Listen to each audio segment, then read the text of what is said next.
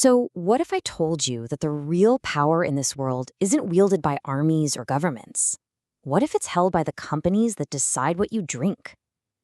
Today, we are diving deep into a truly shocking story about how a beloved soda became a nation's sweet curse and what it tells us about the hidden forces that shape all of our lives. This quote from the philosopher Michel Foucault, it really makes you stop and think, doesn't it? What he's getting at is that real, lasting power isn't about brute force. It's much more subtle.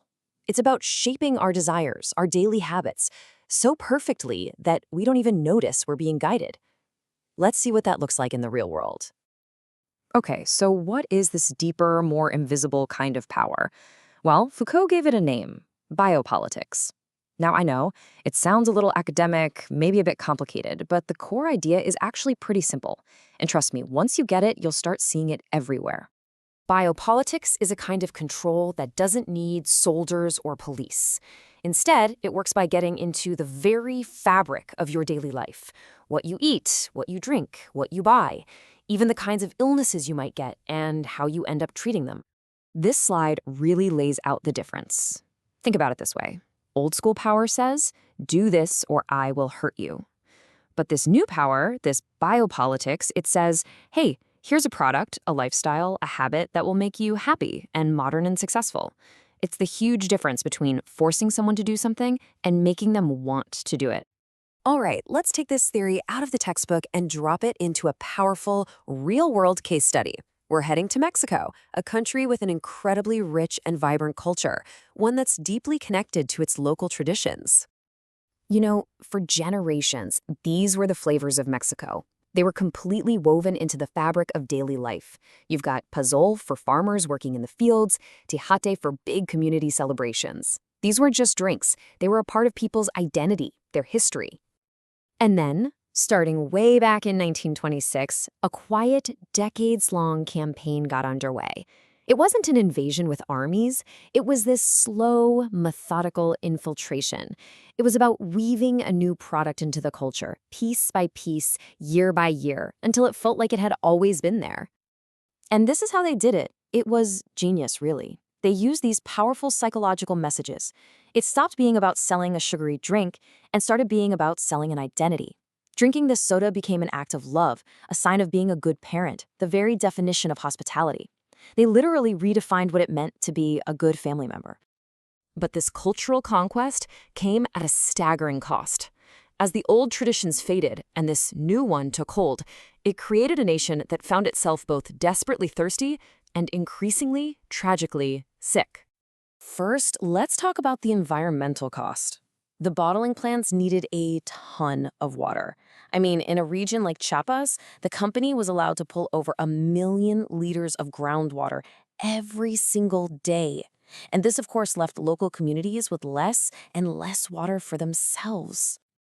Now, think about this. With clean, fresh water becoming harder to find and this cheap, heavily advertised soda being absolutely everywhere, what do you think happened? Consumption just skyrocketed to a level that's, well, it's hard to even wrap your head around. In some parts of the country, the average person was drinking up to 2.5 liters of it every single day. And the health impact? It's been absolutely devastating. Mexico is now facing one of the highest rates of diabetes in the entire world, way above the global average. It is a direct, undeniable consequence of this massive shift in what the nation was drinking. Okay, so as this massive public health crisis is exploding, you'd probably expect the government to step in and do something, right? But what happens when the lines between the corporation and the government get hopelessly blurred?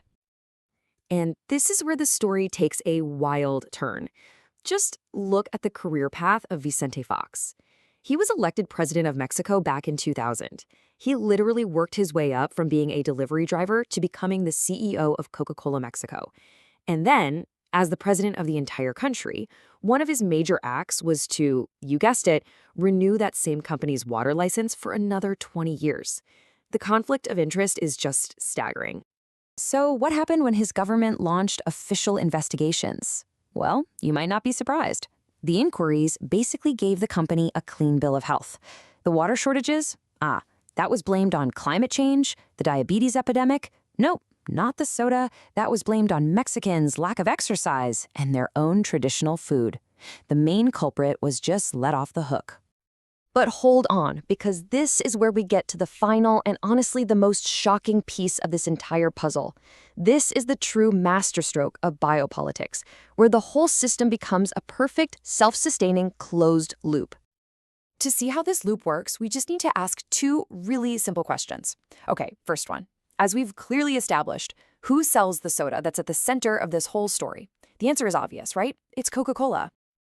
Okay, now for the second question.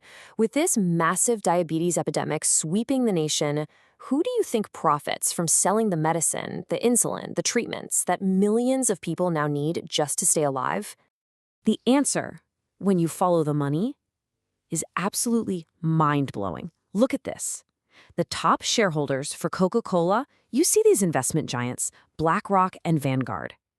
Now, look at the top shareholders for the big pharmaceutical companies selling all that diabetes medication in Mexico, like Eli Lilly and Novo Nordisk. They are the exact same firms. Just let that sink in for a moment. And this brings us right back where we started, to Foucault's idea of real power.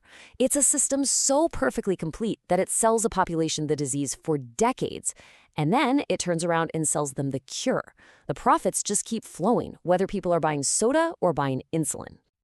This whole story really forces us to ask some hard questions, doesn't it? Like, what do we think is true? Is the truth what's advertised on a flashy billboard, or is it buried deep in the shareholder reports of these massive global corporations? And so, this whole explainer really leaves us with one final, pretty unsettling thought. In a world that's so profoundly shaped by these hidden, powerful forces, how many of our choices are actually free? How many are truly our own?